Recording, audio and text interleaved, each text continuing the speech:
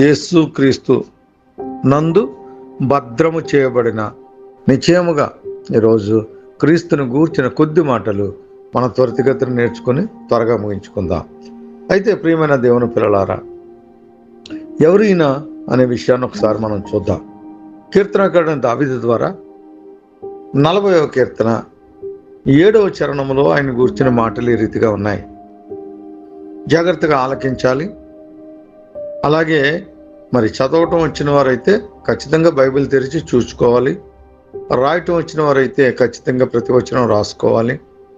మరి నేను తెలియపరిచిన మాటలు ఆ రీతిగా ఉన్నాయా లేదా అనేది మీరు మరలా బెరియా సంఘస్థుల వలె జ్ఞానవంతులుగా దేవుని యొక్క వాక్యాన్ని పరిశీలించి మీరు పరిశోధించి దానిలో జీవం ఉన్నదని గ్రహించి ఆ జీవాన్ని మీరు అనుభవించాలన్నదే నాకు ఆకాంక్ష.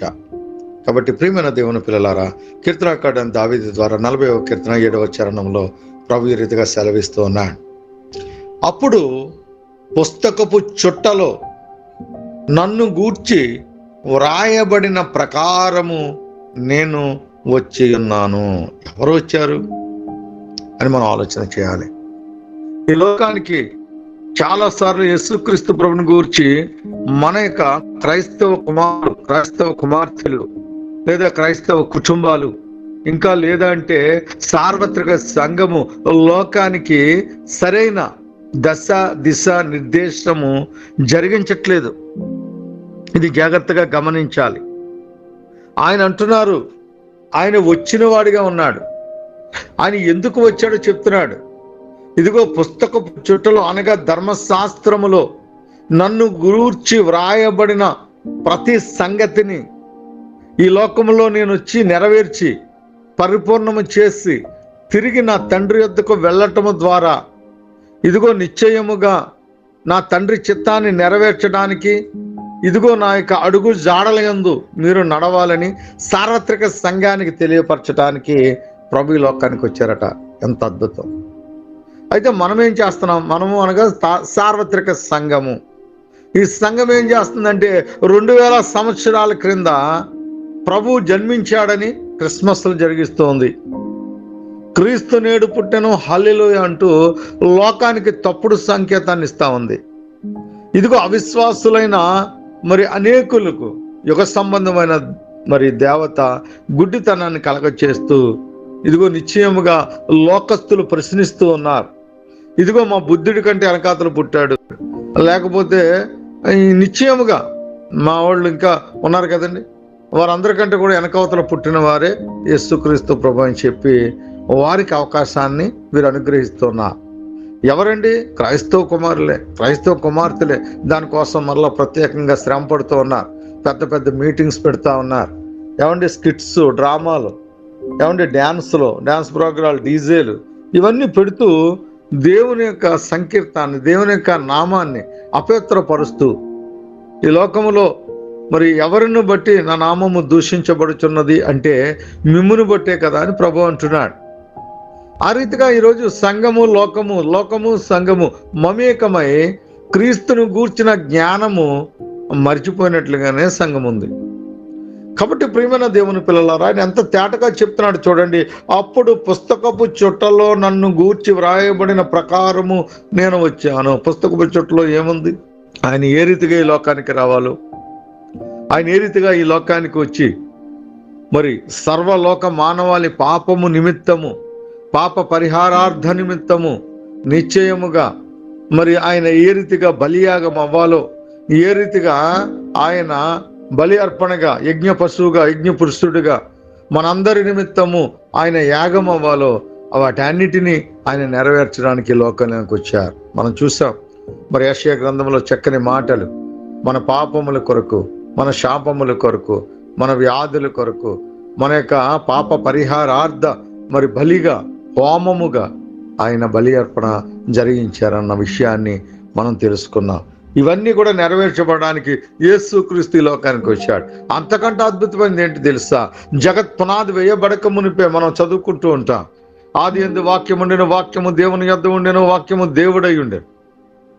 కాబట్టి దేవుడై ఉన్న యేసుక్రీస్తులో మనము దాచబడిన వారుగా ఉన్నాం. మనము జగత్ పునాది వేయబడక మునిపే ప్రభులో మనం దాచబడ్డామండి. మనం ఆది యందు ఉన్న వాళ్ళము. అందుకే మనం మా సర్టిఫికేట్స్ లో ఉంటది ఆది ఆంధ్ర అని ఉంటది. నేను చాలా సంతోషిస్తాను, చాలా గర్వపడతా ఉంటాను. నా యొక్క ఆ టీసీ చూసుకున్నప్పుడు, నా క్యాస్ట్ సర్టిఫికేట్ చూసుకున్నప్పుడు ఆది ఆంధ్ర అని ఉంటుంది. యాస్, నేను నిశ్చయముగా ఆది యందు దేవునితో ఉన్నవాడిని. కాబట్టి నేను ఆంధ్రాలో పుట్టాను కాబట్టి నేను ఆంధ్రుడినే అని నేను చాలా గర్వంగా మాట్లాడుకుంటాను, గర్వంగా ఆనందిస్తూ ఉంటాను. ఇది ఎందుకు చెప్తున్నాడంటే ఆ ఊరికే సంతోషంగా చెప్తున్నాను తప్ప ఆది ఆంధ్ర అని ఉంటుంది నా సర్టిఫికేట్లో. కానీ నేను ఎక్కడ సిగ్గుపడాల్సిన పని నాకు లేదు. అవునండి, ఆది యందు ఉన్నవాళ్ళు. అవును, నా ప్రభువుతో నేను ఉన్నాను. నా సమయం వచ్చినప్పుడు ఈ లోకానికి వచ్చాను. ఇదిగో నిశ్చయముగా పరిపూర్ణమైన తర్వాత నా ప్రభు తిరిగి రమ్మన్నప్పుడు నిశ్చయముగా వెళ్ళటానికి సిద్ధపడేవారుగా ఉండాలి. ఈ సిద్ధపడే ఈ మధ్య కాలంలో అనేకులను సిద్ధపరిచే బిడ్డలుగా ఉండాలి. ఇదిగో క్రీస్తు నీకు మాదిరి, ప్రభువు నీకు మాదిరి. ప్రభువుని కూర్చిన జ్ఞానము ఈరోజు క్రీస్తుని కూర్చిన జ్ఞానము లోకానికైనా ఉందేమో కానీ సార్వత్రిక సంఘానికి లేకుండా పోయింది. సార్వత్రిక సంఘము పనిగట్టుకుని నా యేసుక్రీస్తు ప్రభు 2000 సంవత్సరాల కిందట పుట్టినవాడని చెప్పి పుట్టినరోజు జరిగిస్తా ఉన్నా. కానీ వాక్యం ఏం చెప్తుంది? ఆయన ఉన్నవాడు కాబట్టి వచ్చాడు. ఆయన పుట్టినవాడు కాదు, వచ్చినవాడు. ఆయన తండ్రి వద్ద నుంచి భూలోకానికి వచ్చాడని చెప్పడం మానేసి వీళ్ళు ఏమంటున్నారు? పుట్టాడని చెప్తున్నారు. ఈ పుట్టాడని చెప్తే వీళ్ళు ఏమనుకుంటున్నారు? ఇదిగో మావాడి కంటే వెనకాతల వాడే, ఇదిగో మావాడి కంటే వెనకాతల వాడే, నిన్న మొన్న వచ్చిన వాడు ఏంటి చెప్తాడు అన్నట్లుగా వీరు మాట్లాడుతూ ఉన్నారు. సత్యాన్ని సత్యముగా ప్రకటించలేక సంఘము ఇదిగో నిశ్చయముగా ఈరోజు తన నామాన్ని, యేసుక్రీస్తు అనే నామాన్ని అపహాస్యం చేస్తూ ఉంది. కాబట్టి ప్రియమైన దేవుని పిల్లలారా, కొద్దిమందిగా చిన్న సంఘముగా ఉన్న మీరు, చిన్న మందిగా ఉన్న మీరు వాక్యముతో బలపరచబడాలన్నదే నా ఆలోచన. మీరు వాక్యములో స్థిరపరచబడాలన్నదే నా ఆలోచన. కాబట్టి మీరు ఆ రీతిగా మరి వర్ధిల్లుదురని నేను ఆశపడుతూ ఉన్నాను. అయితే మోషే, మరి దావీదు ప్రార్థన ఏ రీతిగా ఉంటే మోషే యొక్క ప్రార్థన ఏ రీతిగా ఉందో చూద్దాం. మోషే చాలా గొప్ప ప్రార్థన చేస్తాడు. మరి ఆ మోషే యొక్క కీర్తన మనం చూస్తాం. 91వ కీర్తన మొదటి చరణాన్ని చదువుతున్నాను. మహోన్నతుని చాటున నివసించువాడే అండి, మహోన్నతుని చాటున నివసించువాడే, సర్వశక్తుని నీడలో విశ్రమించువాడు. ఎంత అద్భుతమైన మాటలు! ఇక్కడ 2 విషయాలు ఇక్కడ దాగున్నాయి. మొదటిది మహోన్నతుడు, రెండవ వాడు సర్వశక్తిమంతుడు. మహోన్నతుడు ఎవరు, సర్వశక్తిమంతుడు ఎవరు అనేది మనం ముందుగా తేటపరుచుకోవాలి. ప్రార్థన అండి. మోషే అరణ్యంలో ప్రార్థన చేస్తూ ఉన్నాడు, ఆశపడుతూ ఉన్నాడు. మహోన్నతుడా, మహోన్నతుడా, నీ చాటున మేము నివసించాలయా, నిన్ను ఆశ్రయించాలయా, నీతో మేము అంటగట్టబడాలి ప్రభువా, నీలో మేము నిలిచి ఉండాలి. అలా మేము ఉండగలిగితే ఇదిగో నీ తండ్రి అయిన దేవుడు సర్వశక్తిమంతుడు. మేము ఈ లోకంలో ఉన్నంత కాలం నిన్ను ఆశ్రయించేవారుగా ఉండాలి. ఈ లోకంలో ఉన్నంత కాలం నిన్ను ధ్యానించేవారుగా ఉండాలి. ఈ లోకంలో ఉన్నంత కాలం నీ జీవాన్ని పొందుకునేవారుగా ఉండాలి. ఆ రీతిగా ఈ 70-80 జీవితకాల పరిమాణములో నిశ్చయముగా ప్రభువును ఆనుకుని, ప్రభు ఎడల విశ్వాసం ఉంచి, యేసుక్రీస్తు ప్రభునిగా ఒప్పుకుని తన సొంత రక్షకుడిగా ఎవరైతే అంగీకరిస్తారో వారందరూ కూడా నిత్య జీవానికి అర్హులు. కాబట్టే తండ్రి అయిన దేవుడు మరి ఆయన నీడలో ఎంతకాలమట? అనతి కాలము. ఇక దానికి అంతము లేదు. అనతి కాలము ఆయన యొద్ద విశ్రమించేవారుగా ఉంటాం. ఎంత అద్భుతము! ఎవరైతే కుమారుని ముద్దు పెట్టుకుంటారో, ఎవరైతే కుమారుని ఆశ్రయిస్తారో, ఎవరైతే కుమారుని అంగీకరిస్తారో, ఎవరైతే కుమారుడి పట్ల జీవమున్నదన్న సత్యాన్ని గ్రహించి నేనే మార్గమును, సత్యమును, జీవమునై ఉన్నానని చెప్పి ఉన్న యేసయ్య పాదాల చెంతకు, వాక్యమనే దేవుని యొద్దకు ఎవరైతే వస్తారో వారందరూ కూడా తండ్రి యొద్దకు చేర్చబడతారు. అందుకంటున్నాడు, నా ద్వారా తప్ప ఎవడను నా తండ్రి యొద్దకు, నా ద్వారా తప్ప ఎవడను నా తండ్రి యొద్దకు చేరడు డిక్లేర్ చేస్తున్నాడు. అల్టిమేట్ అని ఒక ఆజ్ఞ జారీ చేస్తున్నట్లుగా చెప్తూ ఉన్నాడు. కాబట్టి ప్రియ, దేవుని ప్రియులారా, దేవుని పిల్లలుగా మీరు ఏర్పరచుకున్న బిడ్డలు, ఇదిగో మీరు కూడా జగత్ పునాది వేయబడక మునిపే ఈ దినాన్ని దేవుడు చేసి ముగించి చూసి ఉన్న గొప్ప దినం ఇది. కాబట్టి ఈ దినాన్ని మనం అందరం కూడా ఈ రీతిగా ఆయనను గూర్చిన జ్ఞానాన్ని మనం తెలుసుకోవడానికి, అనుభవించడానికి దేవాది దేవుడు మనకు గొప్ప యోగ్యతను అనుగ్రహించారు. దాన్ని బట్టి నేనైతే చాలా సంతోషిస్తున్నాను. ఎవరైతే ఆయన యందు అందుకంటున్నాను, పేతురు గారు అంటాడు కదా, ఇదిగో ఏ నామమందు, ఇదిగో ఆకాశమందు గాని, భూమి యందు గాని, పాతాళమందు గాని మరి ఏ నామమందు రక్షణ లేదు. ఆయనను ఆశ్రయించాలి. ఆయనే మన ప్రభు అయిన యేసుక్రీస్తు. ఆయనే వాక్యమైన దేవుడు. తండ్రి తన సొంత కుమారుణ్ణి ఈ లోకానికి మరి అర్పించాడు. కాబట్టి ప్రియమైన దేవుని పిల్లలారా, ఏ రీతిగా అర్పించాడో చూస్తాం. రోమీయులకు రాసిన పత్రిక 8వ అధ్యాయము 4వ వచనాన్ని చదువుతున్నాను. దేవుడు తన సొంత కుమారుణ్ణి పాప శరీరాకారముతో పంపి ఆయన శరీరమందు పాపమునకు శిక్ష విధించెను. ఎంత అద్భుతమండి! దేవుడు ఎందుకు ఈ లోకానికి పంపాడు? ఆయన పంపినవాడు పుట్టినవాడు కాదు, ఆయన పంపింపబడ్డాడు.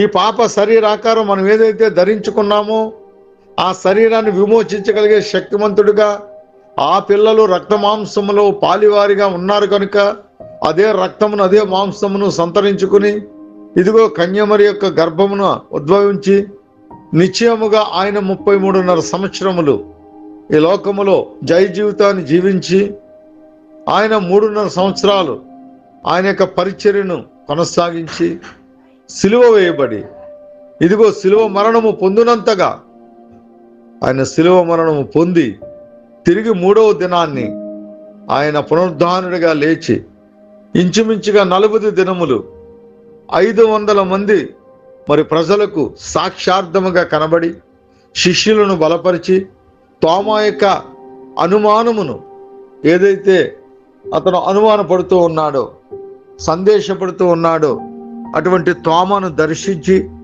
తన యొక్క గాయములలో వేలు పెట్టమని ఆయన ఆదేశించిన గొప్ప దేవుడిగా మనకు కనబడుతూ ఉన్నాడు.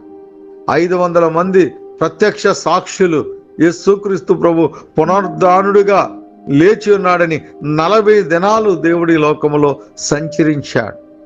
పునరుద్ధానుడిగా ఈ లోకములో 40 దినములు సంచరించాడు. ఆయా ప్రదేశాల్లో, ఆయా ప్రాంతాల్లో, ఆయా వ్యక్తుల ద్వారా, ఆయా శిష్యుల ద్వారా, ఆయా మహిళామణుల ద్వారా దేవుడు అనేకులకు సాక్ష్యముగా 40 దినములు ఈ లోకములో సంచరించినట్లుగా మనం చూస్తాం. కాబట్టి ప్రియమైన దేవుని పిల్లలారా, దేవుని గూర్చిన జ్ఞానము మనకు కావాలి. ఈరోజు లోకము సంఘము మమేకమై ఇదిగో లోకపు ఆశలకు, లోకపు అలవాట్లకు సంఘము కూడా అరులు చాచుతూ ప్రత్యేకింపబడ్డామన్న మాట మరిచిపోయి ఇదిగో లోకము నుంచి నా దేవుడు నన్ను వేరు చేస్తాడన్న విషయాన్ని మరిచిపోయి లోకము సంఘము చట్టాపట్టాలు వేసుకొని స్నేహం చేస్తూ ఈరోజు దేవుని నామానికి అవమానకరంగా మరి సంఘాలు ఉంటూ ఉన్నాయి.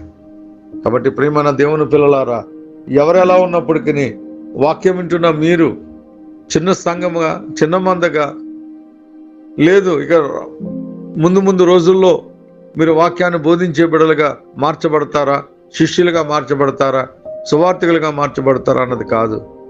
ఇదిగో ముందుగా మీరు నిశ్చయముగా వాక్యములో స్థిరపరచబడాలి. వాక్యములో మీ హృదయాలు అంటగట్టబడాలి. అందుకే అపోస్తలుడైన పౌలు ఇదే విషయాన్ని బలపరుస్తున్నాడు. హెబ్రీయులకు రాసిన పత్రిక 10వ అధ్యాయము 5వ వచనం చదువుతున్నాను. జాగ్రత్తగా గమనించండి, వెంబడించండి. ఇదిగో పుస్తకాల్లో రాసుకోండి, మీ హృదయంలో ముద్రించుకోండి. అలాగే మరి పరిశుద్ధ గ్రంథం ఉన్న ప్రతి ఒక్కరూ తెరిచి వాక్యాన్ని మరి వాక్యపు వెలుగులో బాటలో నడవటానికి ప్రయత్నించండి. అక్కడ ప్రభువు సాక్ష్యం ఇస్తూ ఉన్నాడు. అపోస్తలుడైన పౌలు ద్వారా పరిశుద్ధాత్మ అభిషేకముతో ఆయన మాట్లాడుతున్న మాటలు అద్భుతమైన మాటలు. కాబట్టి ఆయన ఈ లోకమునందు ప్రవేశించినప్పుడు, ఏమండి ఈ మాట సంఘం ఎప్పుడు చదవలేదంటారా? సంఘంలో ఉన్న పాస్టర్లు ఎప్పుడు చదవలేదంటారా? మరి ఎందుకు పుట్టాడని చెప్తా ఉన్నారు. కాబట్టి ఆయన ఈ లోకమందు ప్రవేశించినప్పుడు ఇలాగూ చెప్పుచున్నాడు, బలియు అర్పణయు నీకు కోరలేదు గాని నాకొక శరీరము అమర్చితివి, నాకొక శరీరము అమర్చితివి. అవునండి, శరీరం ఎందుకు చూద్దాం ముందు. కాబట్టి ప్రియమైన దేవుని పిల్లలారా, ఆయన 6వ వచనంలో అంటున్నాడు, పూర్ణ హోమమును పాప పరిహారార్థ బలులను నీకు ఇష్టమైనవి కావు. అప్పుడు నేను గ్రంథపు చుట్టలో నన్ను గూర్చి వ్రాయబడిన ప్రకారము దేవా నీ చిత్తము నెరవేర్చుటకు ఇదిగో నేను వచ్చి ఉన్నానంటిని అని సమాధానం ఇస్తూ ఉన్నాడు. ఎంత అద్భుతమైన విషయం అండి. ప్రభు మాట్లాడుతున్నాడు. ఏ రోజైనా తండ్రితో నువ్వు ఆ రీతిగా మాట్లాడగలిగావా? నా కుమారుడా, నువ్వు వారసుని చెప్పుకుంటావు కదా, నేను క్రీస్తుకు మరి నా తండ్రికి వారసుని, క్రీస్తు సహోదరుడితో నేను వారసుని అని చెప్పుకుంటున్నాను. నీవు ఏ రోజైనా తండ్రి చిత్తాన్ని నెరవేర్చడానికి నువ్వు ఈ రీతిగా నేనున్నానని చెప్పి తండ్రికి సమాధానం ఇచ్చావా? మరి నీ జ్యేష్ఠుడైన యేసు క్రీస్తు ప్రభు ఈ రీతిగా సమాధానం ఇస్తూ ఉన్నాడు అని అంటున్నాడు. ఇదిగో నా దేవా, నిశ్చయతగా నువ్వు నా నుంచి కోరలేదు కానీ ఇదిగో నిశ్చయతగా అప్పుడు నేను గ్రంథపు చుట్టలో నన్ను వ్రాయబడిన ప్రకారము దేవా నీ చిత్తము నెరవేర్చుటకు ఇదిగో నేను వచ్చి ఉన్నానంటిని.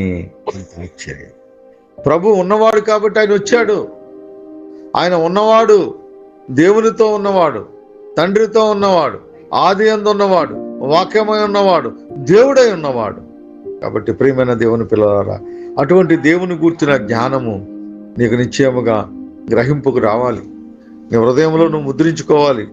ఆ మాటలకు నువ్వు నిశ్చయముగా లోబడాలి. అలా లోబడినప్పుడు మనము ఆయనతో రక్షించబడతాం, నిత్యత్వానికి వారసులుగా మార్చబడతాం. తండ్రితో మనము కూడా ఎలా అయితే క్రీస్తు సమానుడుగా ఉన్నాడో మనము కూడా ఆయనతో సమానులుగా ఉండటానికి దేవుడే మనకు అధికారాన్ని అనుగ్రహిస్తారు. కాబట్టి ప్రియమైన దేవుని పిల్లలారా, 9వ వచనాన్ని చదువుతున్నాను. ఆయన నీ చిత్తము నెరవేర్చుటకు ఇదిగో నేను వచ్చి ఉన్నానని చెప్పుచున్నాడు. ఇవన్నీ ధర్మశాస్త్రము చొప్పున అర్పింపబడుచున్నవి. ఆ 2వ దానిని స్థిరపరచుటకు మొదటి దానిని కొట్టివేయుచున్నాడు. ప్రభుకి ఇచ్చిన అధికారం చూడండి. ఈ భూమి మీద ఉన్న మందిరాన్ని, ఆ అడ్డుగోడని, అడ్డు తెరని ఆయన శిలువ ద్వారా కొట్టివేస్తాడు. ఇదిగో ఇక మధ్యలో ఏ ఆటంకము లేదు. తండ్రికి మనకు ఆటంకము లేదు. పరిశుద్ధ స్థలము, అతి పరిశుద్ధ స్థలము. మన యాజకులు అతి పరిశుద్ధ స్థలములోకి వెళ్ళడానికి సంవత్సరానికి ఒక్కసారే అధికారం ఉంది. అది కూడా ఎక్కడ కూడా నిరపరాధిగా వెళ్ళాలి. ఎక్కడ కూడా ఎటువంటి పాప పంకిలమైన పరిస్థితి ఏర్పడినా ఆ దైవజనుడు లోపలే మరి మరణించేవాడు. అందుకనే అతి పరిశుద్ధ స్థలంలోకి వెళ్ళినప్పుడు ఆ ఎవరైతే యాజకుడు ఉన్నాడో ఆయనకు ఒక తాడు కట్టేవారు. ఆయన యొక్క నడుముకు గంటలుండేవి. ఎందుకోనంటే ఆయన కదులుచున్నాడా లేదని తెలియటానికి. ఆయన అక్కడ హోమబలి అర్పిస్తున్నప్పుడు ఇదిగో సంవత్సరమునకు ఏడాదికి ఒక మారు కోడిల యొక్కయు మరి మేకల యొక్కయు ఇదిగో నిశ్చయముగా ఆ పక్షుల యొక్కయు ఆ రక్తమును ఏడాదికి ఒక మారు పట్టుకెళ్ళి ఆ యొక్క శరేపులు కెరేపుల మధ్య దేవుని యొక్క బలిపీఠం మీద దాన్ని ప్రోక్షించినప్పుడు ఆయన దాని నుంచి మరి దైవజనులతో మాట్లాడుతూ ఉండేవారు. అంత కఠినంగా ఉండేది. కానీ నా ప్రియమైన దేవుని కుమారుడా, నా కుమార్తె, యోబు బ్రతులాడాడు. ఇదిగో ఈ పాప పంకిలమైన లోకము నుంచి పాపం లేనివాడిగా, పాపరహితుడిగా ఒకడు ఈ లోకానికి వచ్చి ఉంటే మేలు అని చెప్పి ఆనాడు ప్రార్థించాడు. అలాగే ఇదిగో తండ్రికి నాకు మధ్యవర్తి ఒకడు ఉంటే బాగుండు అని అతను కోరుకున్నాడు. యోబు యొక్క ప్రార్థన, యోబు యొక్క ఆశ, యోబు యొక్క వాంఛ ఎంత అద్భుతం. ప్రతిదాన్ని దేవుడు నెరవేర్చాడు. ఇదిగో పుస్తకపు చుట్టలో ఉన్నట్టుగా ఈ లోకానికి ఒకడు వస్తే బాగుండని ఆ యొక్క దావీదు రాజు కోరుకున్నాడు. ఇదిగో మోషే అంతకంటే ముందుగానే ఓ మహోన్నతుడా, ఓ కృప కలిగిన వాడా, నిశ్చయముగా నిన్ను ఆశ్రయిస్తానయ్యా, ఇదిగో నిన్ను ఆశ్రయించి తండ్రి వద్దకు చేరుకుని తండ్రి వద్ద విశ్రమిస్తానని చెప్పి ప్రార్థిస్తూ ఉన్నాడు. ఎంత గొప్ప ప్రార్థనలు! ఎప్పుడైనా మీరు ఈ రీతిగా ఆలోచించారా? ఆత్మ చెబుతున్న సంగతులు చెవుగలవాడు వినుగాక. మీ ఆత్మీయ నేత్రాలు తెరవ చేయాలి. దావీదు అందుకే ప్రార్థిస్తాడు. ఆయన 119వ కీర్తన 18వ చరణంలో ఈ రీతిగా అంటాడు, ఇదిగో నిశ్చయముగా నీ ధర్మశాస్త్రములో ఆశ్చర్యమైన సంఘటనలను చూసులాగున నా కనులను తెరవ చేయమని ప్రార్థిస్తాడు. నిశ్చయముగా ఆయన యొక్క ధర్మశాస్త్రము ఎవరు అంటే యేసయ్య, వాక్యమైన దేవుడు. ఆయనను మనం పరికించాలి, పరిశోధించాలి, పరిశీలించాలి. ఆయన గుణగణాలను మనం తెలుసుకోవాలి. మన జీవితకాలం సరిపోదండి. ఆయన ఎంత ఉత్తముడో, ఎంత ఉన్నతమైన వాడో, మన కొరకు ఆయన ఎటువంటి త్యాగం చేస్తాడో మనము మరి గతించిన దినాలన్నీ కూడా మనం నేర్చుకుంటూ వచ్చాం. కాబట్టి ప్రియమైన దేవుని పిల్లలారా, 10వ వచనాన్ని కూడా చదువుతున్నాను. యేసుక్రీస్తు యొక్క వచ్చేసింది. అసలు అర్థమంతా ఇక్కడే ఉంది. యేసుక్రీస్తు యొక్క శరీరము ఒక్కసారియే అర్పించబడుట చేత ఆ చిత్తమును బట్టి మనము పరిశుద్ధ పరచబడుచున్నాము. ఎంత అద్భుతమైన మాట. మొదటిగా ఇదిగో ఈ లోక సంబంధమైన ఆ మొట్టమొదటి మందిరము లేదా గుడారము, ఆ యొక్క ఛాయ అయిన గుడారాన్ని దేవుడు ఏం చేస్తాడట? కొట్టివేస్తాడు. ఇదిగో పరలోకపు మందిరముతో మనల్ని మమేకము చేస్తాడు. ఇదిగో యేసుక్రీస్తు యొక్క శరీరము ఒక్కసారియే మరి అర్పించబడుట చేత ఆ చిత్తమును బట్టి నిశ్చయముగానట మనము పరిశుద్ధపరచబడుచున్నాము.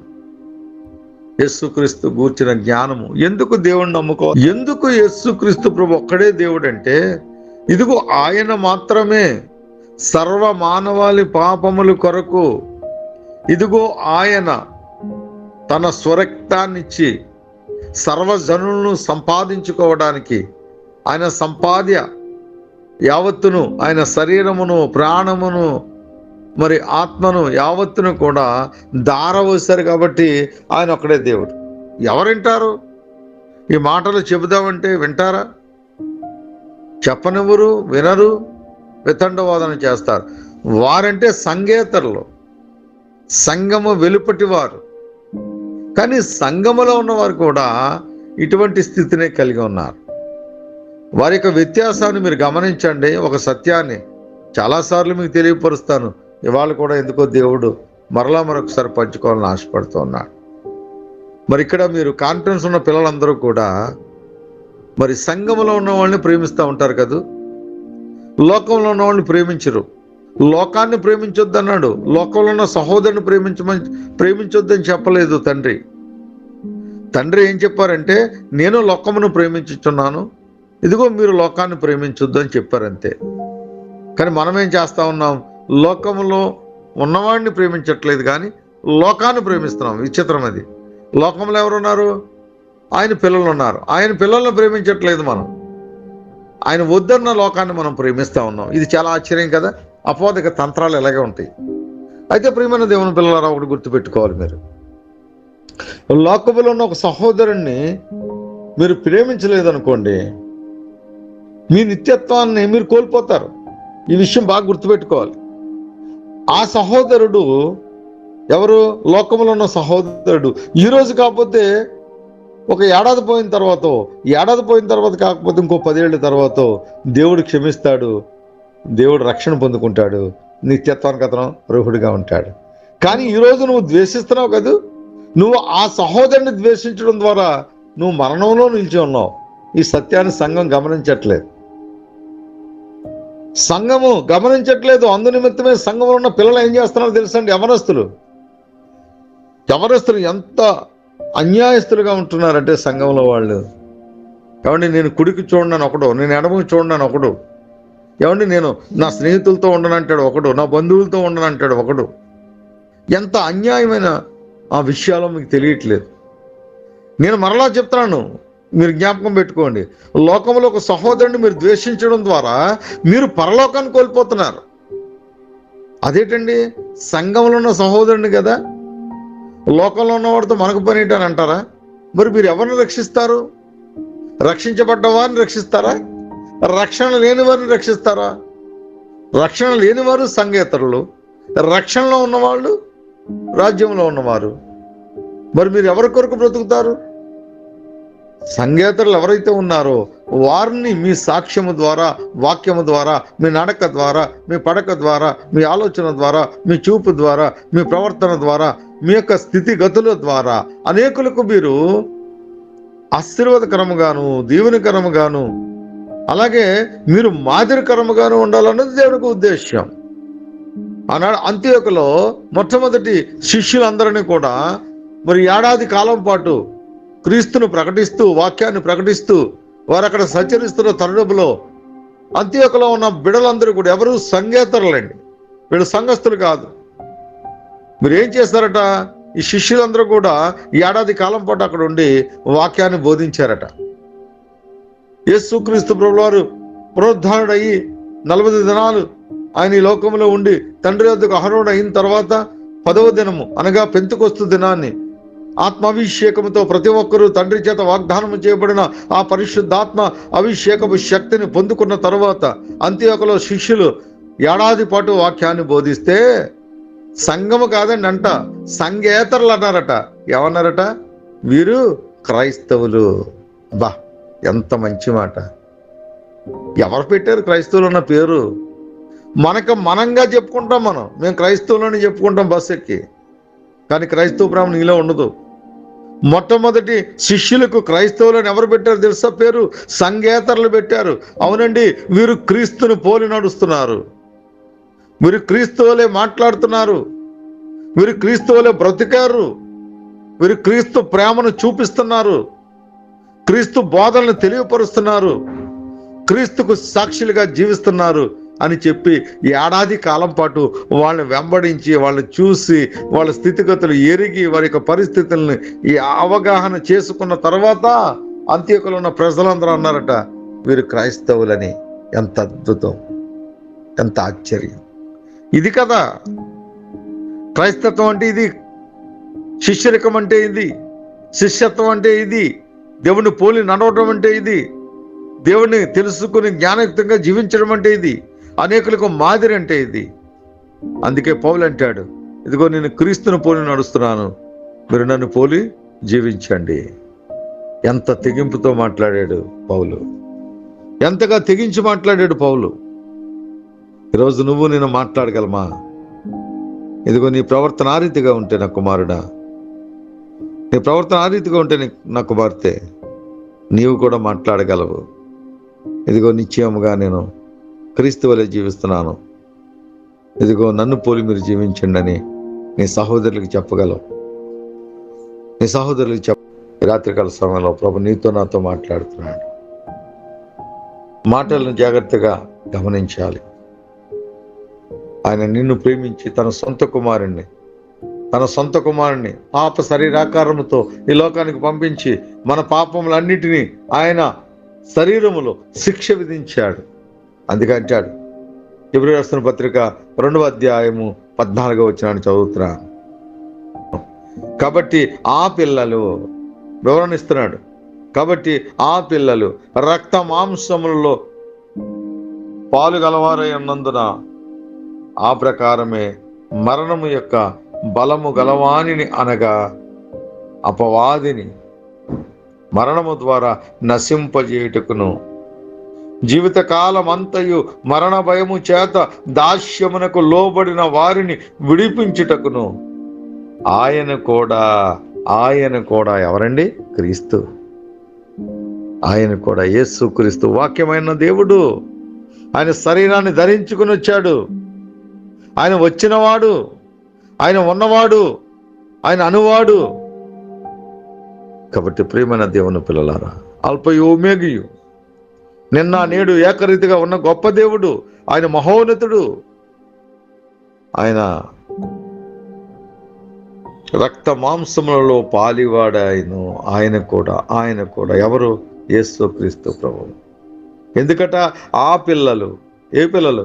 లోకములో ఉన్న ఆ పిల్లలు రక్త మాంసములు గలవారైనందున ఆ ప్రకారమే మరణము యొక్క బలము గలవానిని అనగా అపవాదిని మరణము ద్వారా నశింపజేయుటకు.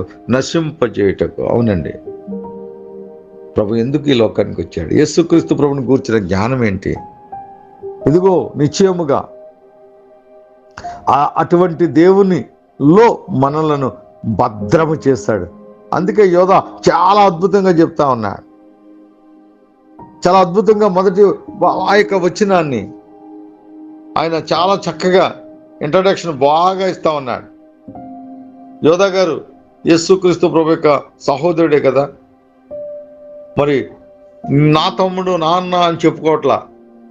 యేసుక్రీస్తు దాసుడను యాకోబు సహోదరుడునై ఉన్న యోధా, తండ్రి అయిన దేవుని యందు ప్రేమింపబడి యేసుక్రీస్తు నందు భద్రము చేయబడి పిలవబడిన వారికి శుభమని చెప్పి వ్రాయినది. ఈ ఒక్క వచనం ఎంత అద్భుతంగా ఉందో చూడండి. ఎవరి ద్వారా భద్రము చేయబడ్డాం, ఎవరి ద్వారా పిలవబడ్డాం, ఎవరి ద్వారా ప్రత్యేకింపబడ్డాం, ఇదిగో వారందరికీ శుభమని చెప్పి రాస్తా ఉన్నాడట. ప్రియమైన దేవుని పిల్లలారా, యేసుక్రీస్తుని గూర్చి ఎన్ని రోజులు మన జీవిత కాలం కూడా ఎంత ధ్యానించినా అది అంత రమ్యముగా ఉంటుంది, అంత మనోహరముగా ఉంటుంది. ఆయన నామము చాలా రుచికరమైనది. అందుకే యెహోవాని రుచి చూచి తెలుసుకొనండి అంటాడు దావీదు. ప్రియమైన దేవుని పిల్లలారా, మీరు ప్రార్థనలో మీ యొక్క వాక్యపు అత్యాశక్తిలో మీరు చాలా ముందుంటున్నారు. అలా ఉంటున్నారు కాబట్టి ప్రభు నన్ను దర్శిస్తున్నాడు.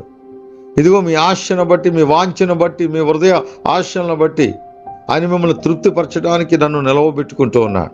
ఆయన యొక్క వ్యవసాయంలో నాకు పని అప్పగించాడు, ఆయన తోటలో నాకు పని అప్పగించాడు, ఆయన పిల్లలకు, ఆయన ఒలివ మొక్కలకు ఇదిగో నిశ్చయముగా పోషించడానికి, సంరక్షించడానికి దేవుడు నాకు గొప్ప అవకాశాన్ని అనుగ్రహించి మనందరము దేవుని తోటి పనివారిగా, దేవుని జత పనివారిగా ఉండటానికి గొప్ప ఆధిక్యతనిచ్చారు. అటువంటి దేవాది దేవునికి మహిమ, ఘనత, ప్రభావాలు ఆయనకే చెల్లునుగాక. ప్రార్థన చేసుకుందాం. మహోన్నతుడా, మహాకృపగలైన తండ్రి, దయగలిగిన రాజా, అనలేని కృతజ్ఞతాస్తుతులు చెల్లిస్తున్నాను.